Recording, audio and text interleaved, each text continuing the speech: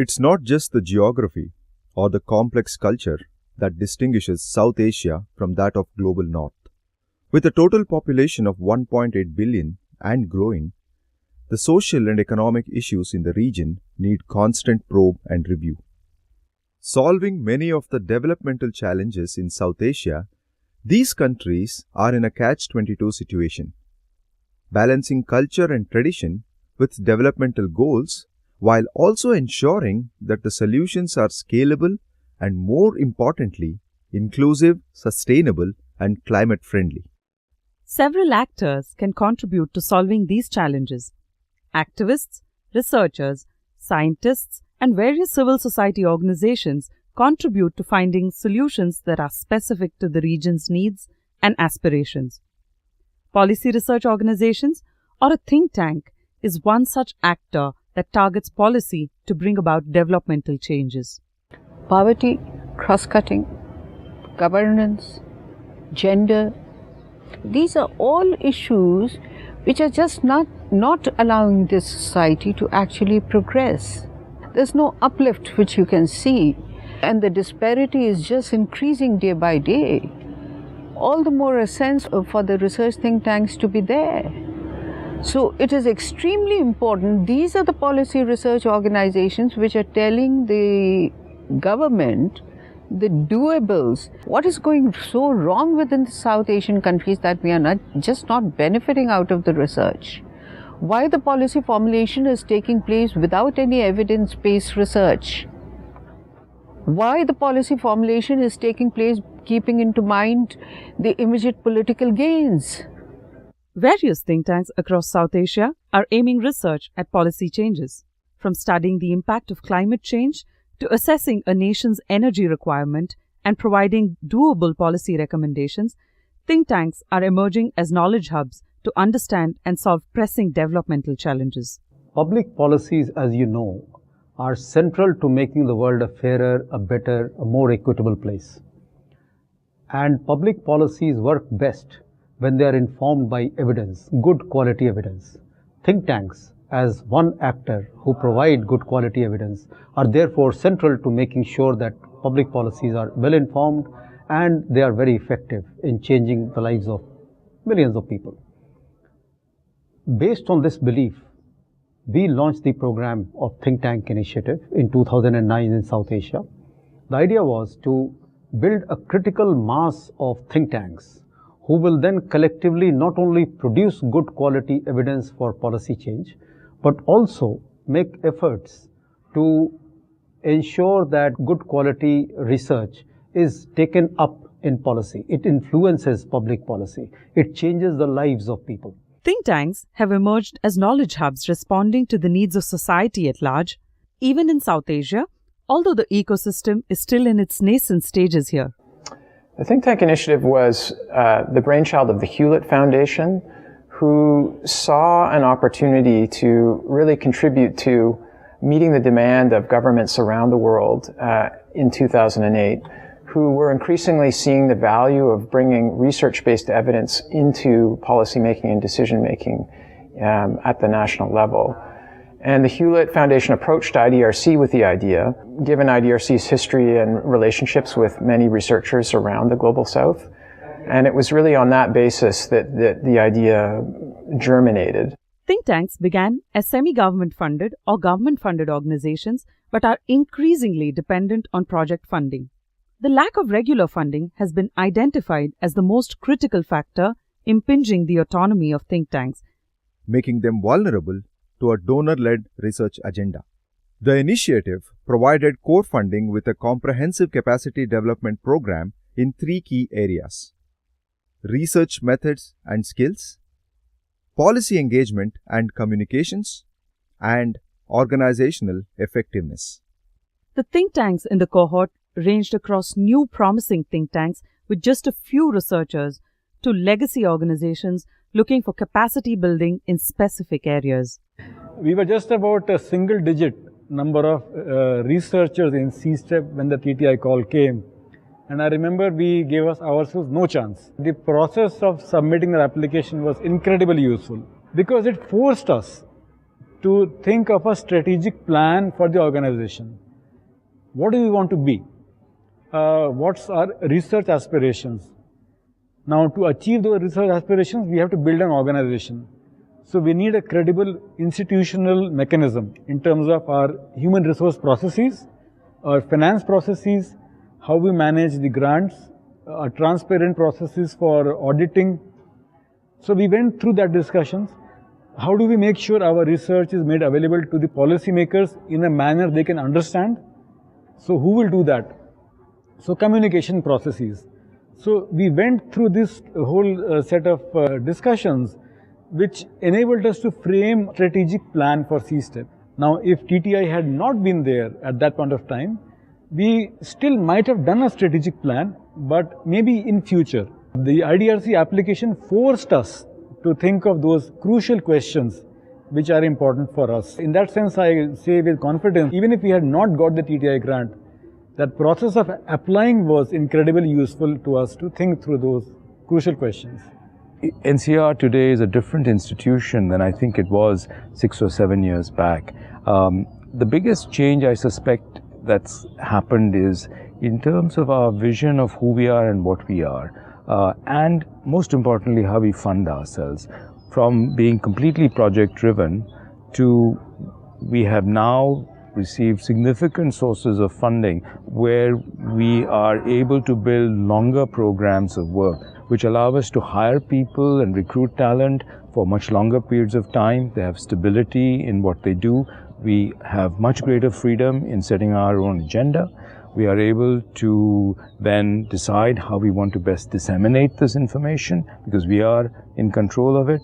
So I think this is the biggest change that's happened at NCR, led by the availability of core support. Understanding the nascent ecosystem in South Asia, the initiative focused on building strong foundations for long-term sustenance of think tanks. This ensured that the think tanks were able to contribute to a larger political and developmental ecosystem in South Asia. I think for us, the main collaborative efforts, learning has come from policy engagement and communications. That's not to say that we haven't learned on the research side.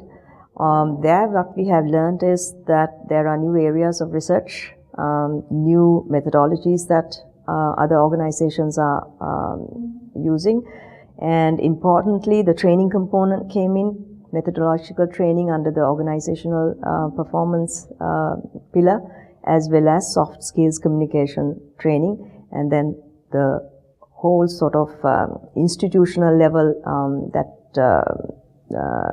system changes that we had done to monitor the research progress through time tracking systems and all of that, and of course on the communications level to go and meet the media, to meet the minister one-to-one meetings in order to get the research evidence out into the public domain. So in many, many ways, all of those threads came together.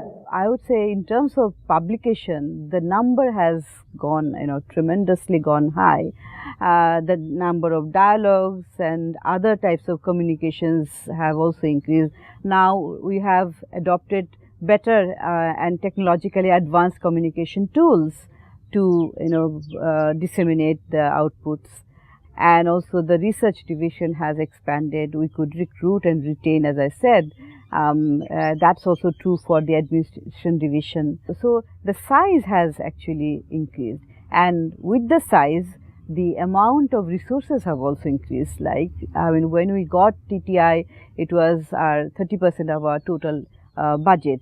Now it's about 15 to 20%. So in terms of finance also, we could increase or expand over the years. But what makes a good quality think tank?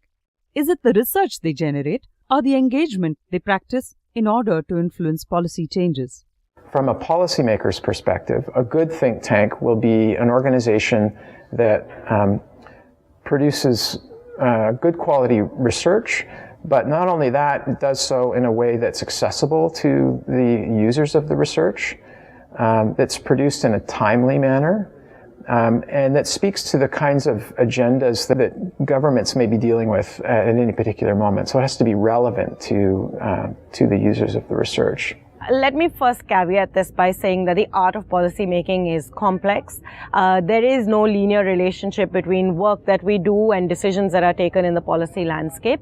Our role is to speak truth to power. Our role is to hold on to the value systems that we believe in, of providing high quality, rigorous scholarship and to interpret the issues of the day, and to ensure that we proactively share our interpretation with different stakeholders within the policy making community. Our contribution to sort of the world of idea generation has meant that often things that we've been working on, for instance, improving the efficacy of public finance management based on the work of fund tracking that we've done, it so happened that the policy making community also began to talk about that, and we were able to take our years of expertise built up to the table to say, this is what we've learned, and if you're thinking of streamlining fund flows in social sector programs, here's what we have learned in terms of how you can actually go about doing it. And I think it contributed to building a much more robust mechanism. A significant poverty related policy engagement we were able to make over the last couple of years happened when the President of Sri Lanka wanted to declare last year, 2017, as the year of poverty alleviation. Before doing so, the President's office wanted SEPA as a policy organization, research organization, to draft a basic document for the President to use it as a foundational document to do the announcement. So this document was also improvised into a bill, which was later turned into an act. You know, the citizen engagement is a big part of a lot of the work that the think tanks we support do, and the better ones are ones who have invested in ways of building trust with the communities they work with. After the earthquake, there was a lot of sort of arguments or sort of ideas about, here is an opportunity for us to build integrated settlement. So what we did was to, we had this funding support, and then we started to do some community survey. We talked with people at different levels in the affected area, and then we prepared a radio program. Asking people about, what did they like, how do they want their settlements to become, how do they like their homes to become, and it was called Surakshit Thalo, secure place of living. And then we broadcasted it to about, all the 14 affected districts. And then what it did was to conceive of settlement in a very different way, not simply as physical houses of concrete or stone, but also as a living environment, you see. Some of the partners, we were involved in preparing what's called National Strategy for Local Resilient Community. That required us to work with, all the municipality of Nepal. This was a national strategy we prepared for the government. It's at the final stages of being approved.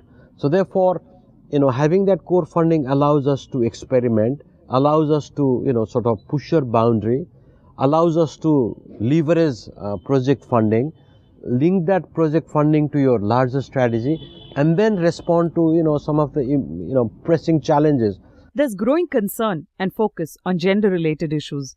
Think tanks are expected to ensure that their work culture is cognizant of and addresses gender disparity. This, in turn, is also reflected in gender-related research that think tanks are engaged in, whether in addressing issues of violence, sexual harassment at workplace, inclusivity in access to sanitation, or education. What we're seeing when we look at all of our think tanks and how they're approaching gender in their research as well as their organizations is that for many of them, it's about social justice. So they're working on gender because it's the right thing to do. But in line with that, it's also essential to high quality research as well as sustainability. Donors are interested in hearing about what think tanks are doing around gender. And in order for research to be rigorous and rooted in local reality, it does need to consider the differentiated needs of men and women. Think tanks are also part of the society where we live in, so they're not they don't work in a vacuum. They're not over and above reflecting the social attitudes. Most think tanks in our cohort have a process in place for any kind of harassment based on gender, whether it's on the basis of your, of whether you're male or female, or also whether you're, on the basis of caste, class, race, comments made on that, or behavior indeed that shows there is some sort of discrimination. All our think tanks almost have systems in place to do this. Think tanks face several challenges when it comes to funding, affecting both stability and independence of their research and their ability to go beyond research to influence change in policy. As a cohort, the think tanks have some distance to go to convince the investors of their value proposition. That's my personal view. We need to do that extra effort to convince them that, look, we are a credible knowledge provider in giving evidence-based objective studies which enrich policy, and therefore you need to invest in them. Now, for example, in TTI, we are getting money from foreign philanthropies like Gates Foundation, like Hewlett Foundation, etc. So they are convinced about the need to invest in Indian think tanks. A similar effort has to be made to convince our Indian philanthropic institutions that you need to invest in institutions with a slightly longer term time for payback. Governments are going to have to think through the whole question of financing knowledge systems. And it doesn't necessarily mean that they themselves are going to be the only ones to do that. There have been active conversations with domestic philanthropy and the private sector who are likely also going to have to play a role in helping to finance and facilitate research as a social good, in the same way that there's broader discussions around corporate social responsibility. What role can corporates play in helping ensure the research gets generated to address the policy challenges that it's in everybody's interest to solve and address. The success of the think tank initiative and its model of co-funding is evident with organizational and developmental changes in the think tanks. All the think tanks in the TTI cohort have expanded to accommodate more funding and reduce the dependency on core support provided. This is the success of the think tank initiative. What we know for sure through this experience of 10 years in the program is, one, core support works. It works beautifully, it works wonderfully for think tanks. Project grants, research grants cannot be a substitute to core support. That's the most important lesson, if you ask me, we have learned. Second thing we have learned is how leadership is critical to strengthening of think tanks, not only internally as an organization, but also institutionally, being more and more effective in the context in which they operate. Leadership and governance, critical. The third important lesson that we have learned is how it's important to engage across borders, engage across institutions, engage across boundaries, learn from each other, and become collectively more effective and collectively stronger. Sustainability cannot be attained overnight. Sustainability cannot be attained only through project grants.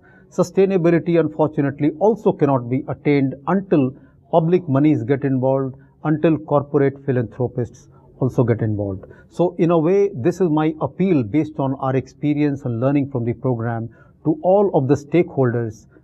It's important that think tanks are strengthened such that they can continue to play the very important role they are playing in the wider globalized context of the world today. We all have to play our role, and it's very important that these learnings are used and integrated in future program designs, not only of public agencies, but also of international donor community. From expanding research areas to putting in place robust processes for quality and engagement, think tanks have demonstrated growth and brought changes to policy. The think tank initiative comes to an end in 2019.